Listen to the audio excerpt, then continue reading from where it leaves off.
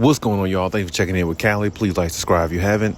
So it looks like the 76ers are a team that is looming in regards to Paul George, possibly this offseason.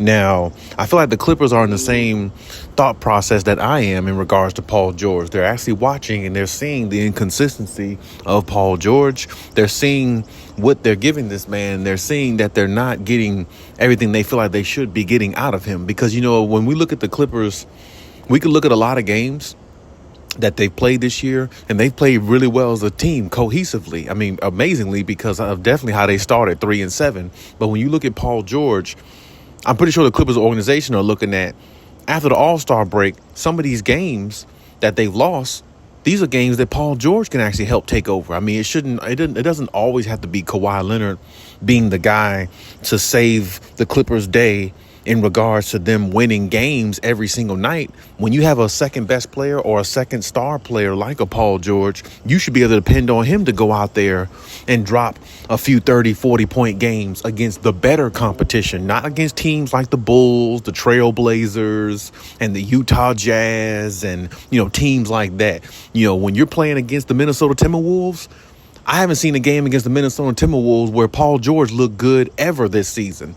You see what I'm talking about? And this is my point. When you play the better competition, that's when the organization want to see you rise to the occasion. That's when they want to see you play your best. That's when they want to see you drop a 30, 40 point or 50 burger type game. That's when they want to see that stuff. They don't want to see you drop 30, 40 points against the Timberwolves.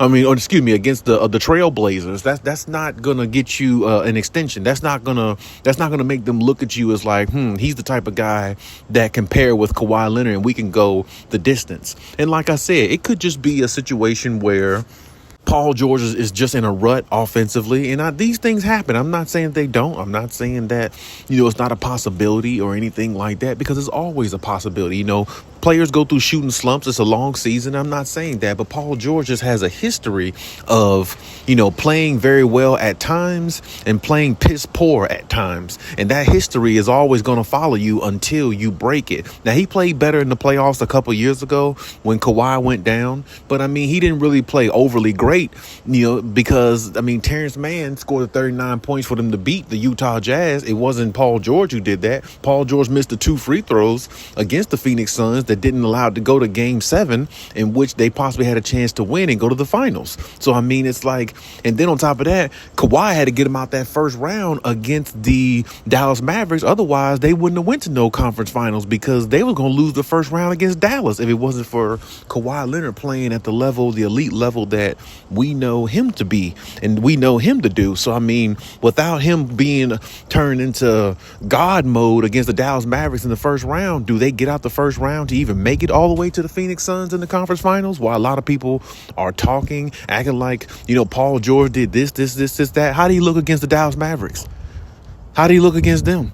I mean, did Kawhi have to turn into God mode to help him get him past Dallas? Yes, he did, because Paul George had good games, but he wasn't affecting the game in a way that can make them win. You see what I'm saying? So it's like they would have lost the first round if it wasn't for Kawhi. So we can't sit there and say so much about that playoffs time or that playoff series or that playoff run, because, like I said, they would have got bounced the first round if it wasn't for the greatness of Kawhi. And that's the problem with the Clippers. Kawhi shouldn't have to turn to God mode in the first round or in all these regular season games, because you have a second superstar that should be more consistent. And the inconsistency of Paul George is what the Clippers are really starting to look at, because when you got two supposedly elite wing players like Kawhi and PG, a lot of these games, I mean, they should just win really, I mean, honestly, just off their talent. Because, I mean, if you have a second co-star who is a top 10 player in the league, like a lot of people think Paul George is. I've even said before, I think Paul George is a top 10 player in the league. But when you have somebody of that caliber, I mean, there should be games where if we're playing the Timberwolves, if we're playing the Lakers, well, he does good against the Lakers, but I mean, if we're playing teams like, you know, the top teams, Denver, you know, teams that really can challenge them defensively, if we're playing the great defensive teams, if we're playing the really, really good teams, the teams that really are at the top of the West and that really can challenge us, those are games Paul George need to have 35 points in sometime, just to remind everybody and let everybody know, hey, I'm a superstar just as well. I'm the second superstar on this team, but me and Kawhi are a hell of a duo, and it's going to take a lot for y'all to take us out. You see what I'm saying? And that's what Paul George need to be reminding people. But I mean, instead, we get to Paul George a lot of those games where it's him playing half-ass or mediocre to good, and Kawhi Leonard has like 30 points, and then you'll see Paul George have like 17 against the better teams. That's not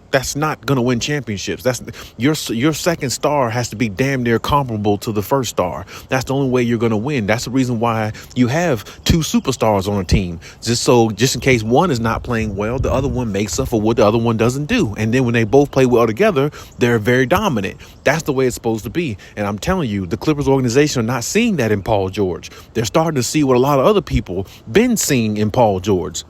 So that's the reason why the contract extension and all that might be at a halt. Not saying that Paul George won't get the contract extension, because he might. He still might actually get it. Because I think, if everything goes well this season, they find a way to get to the championship or something like that, or they find themselves in good position to, go as far as they want and win it, then I mean, there's definitely an opportunity for, a signing extension and all those things. But the reason why I think a lot of these reports are going to start to come out about Paul George is just because of his inconsistency. So, I mean, I hope to see him play a lot better against the better teams, not against the weaker competition, because really that's when the Clippers need him the most. The first two players, the two best players on the team, should be the most relied upon in those type situations, and you should be able to count on them. So my point is, he needs to start playing better and being more consistent. Consistency is his Achilles heel. It always has been. Whether when he was a real superstar, a real number one on a team, to now that he's where he's at now, it's always been his problem, inconsistency. So, and that's the reason why he hasn't sniffed the championship. And right now, of course, the goal for the Clippers is a championship. It's nothing else. So with that being said, we'll see if his contract extension gets extended. We'll see if he starts playing up to the level that we know that he can. Because, I mean, when he's right, he is a top player. He's a top 10 player in the league when he's right.